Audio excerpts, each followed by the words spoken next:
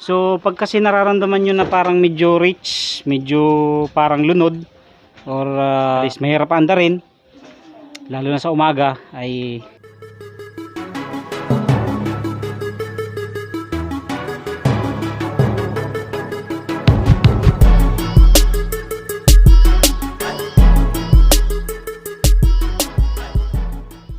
yo, what's up mga kadoit? Ayan, welcome back dito sa ating YouTube channel. Kamusta po kayo? Isa mapagpalang tanghali po sa inyong lahat.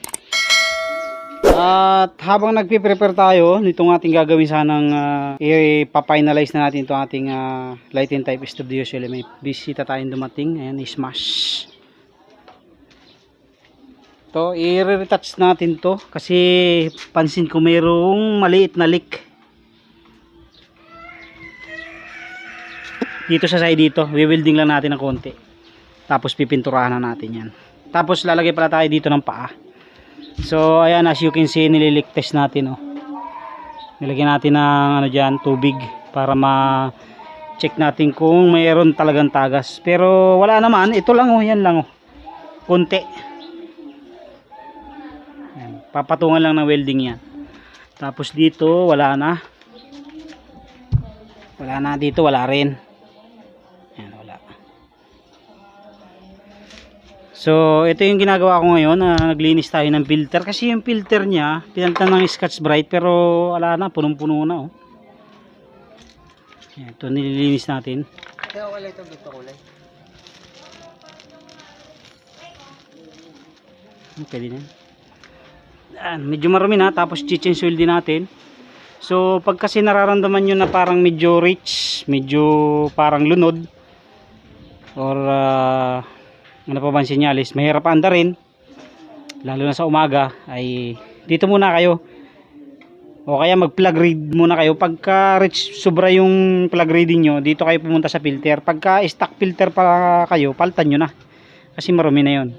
Pero kung ganitong modified na Scotch Brite lang, pwede na yan kasi kulob naman yan, hindi naman katulad ng mga ibang filter na labas. So pwedeng palitan nyo ng Scotch Brite. The best na rin itong Scotch Brite, eh. Okay, so linisan muna natin, tapos papalitan natin ng bagong Scotch Brite. Tapos change oil tayo. So yun lang, ganun lang. Pagka nararamdaman nyo na hard starting sa umaga, lalo pag ang motor nyo yung medyo luma na, yun lang yun, sa filter lang yun. So ito na mga kadoy, ito malinis na. Linis na natin. Bubugahan na lang natin yun ng hangin. Ayan.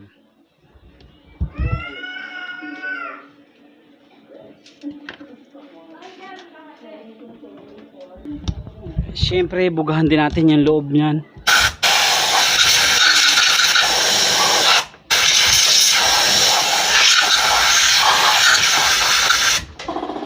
Tumalsik ang dumi. Tapos sukatan natin itong kanyang filter.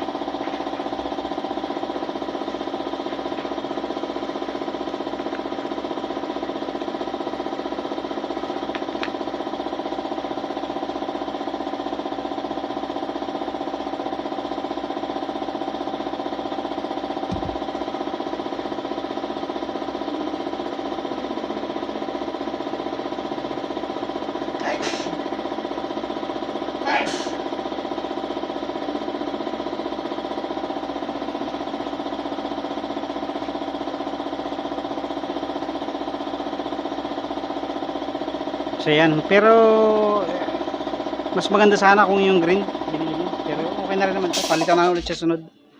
So yan ka dito, ganyan lang. Maliit yung green. So kahit hindi nyo natalian yan, kahit hindi nyo nalagyan ng dikit, i-force fit nyo na lang ng konti. Ayan. At okay na yan. Kabit na ulit natin. So yung may guide, ito yung may guide, ito yung sa ilalim. O, sa ibabaw pala kasi ito yung ilalim.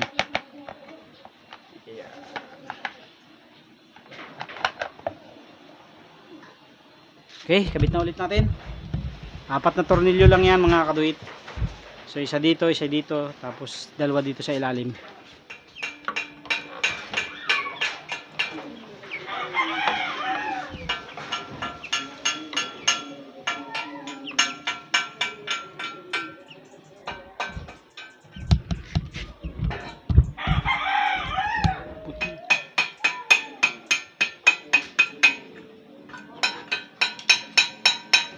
So yan mga kadit, ito lang, nakakabit na natin. Kahit hindi na kayo magtanggal ng pinder, pasok nyo lang, tapos pag pumasok na siya ng konti, iganon nyo lang muna itong sa paling nyo lang muna sa kaliwa yung gulong. Then pag pumasok na konti, balik nyo lang, papasok na yan. 4 na tornilyo lang yan, screw. At okay na yan, yan. Malinis na yan. Then mag-change oil naman tayo, change oil, palit filter.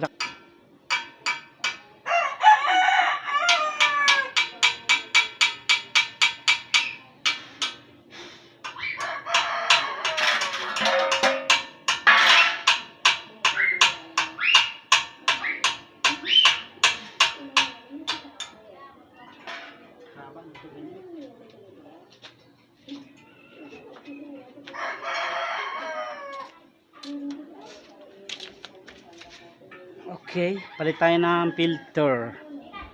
Ito ang kanyang filter. Ang filter nga pala nito mga kadwet ay same lang sa mga Rider 150, Rider J. Ay, mali. Pala yung aking T-wrench. Ayan, common lang po yan. Rider 150, Rider J, Smash. Common lang po yan. It's a common filter.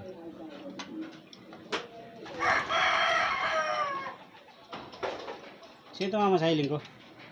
Sino tumama?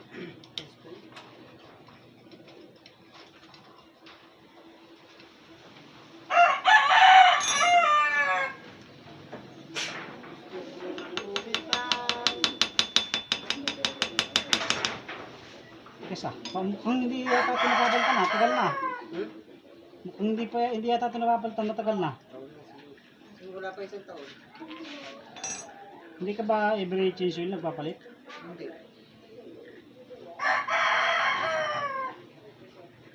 Basa na ito pa. Ba't may dikit? Tumutulo na? Hindi. Eh ba't may dikit? Okay. Diyan na talaga yan. Diyan na talaga yan.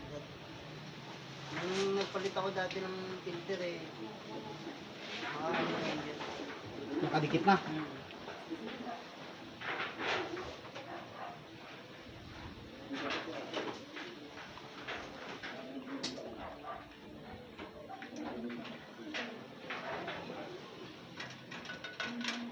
Uy. Wala na, marami ng filter mo. Mamumugmug na eh. Sobrang tigas na. Overuse na.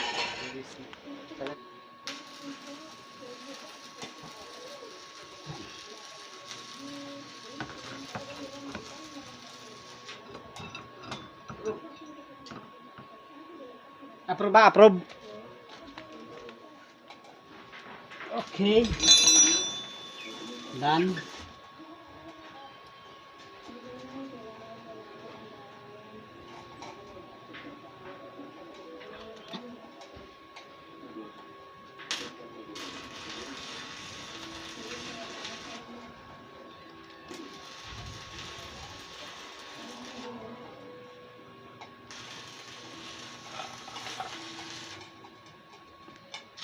Palit tayo ng filter mga kadoy sa mga bagong magdi-DIY.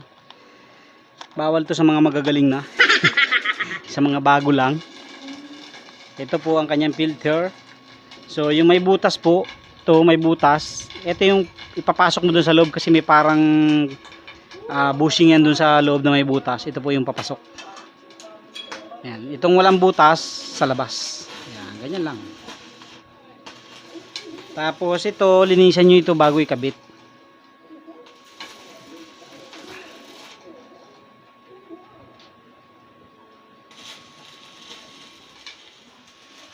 Nakakuha nga ako ng gasket nito. O-ring pala, o-ring.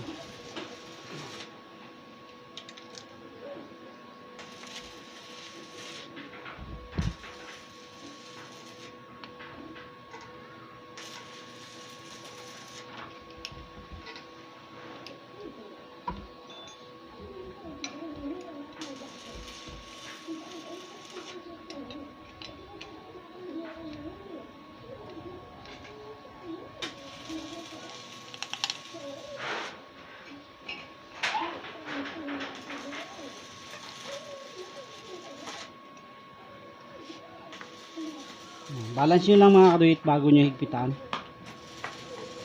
Paglapat ng isa, palapatin nyo muna lahat. Tapos saka nyo higpitan ng mahigpit. Huwag naman yung sobrang higpit.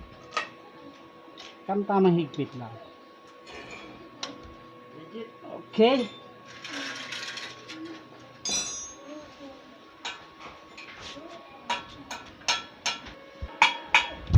Okay, sali naman tayo 800 ml Shell Advance.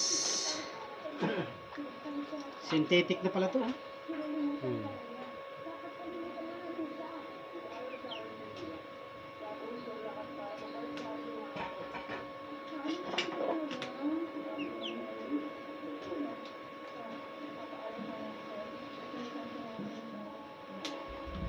Okay, hayaan muna natin yan dyan. At tapos na yan mga kaduit. Ito, alaman na to kung para saan yan. Oh, shoutout nga pala kay paring Dignos. Ang nagbabalik. Nagbabalik.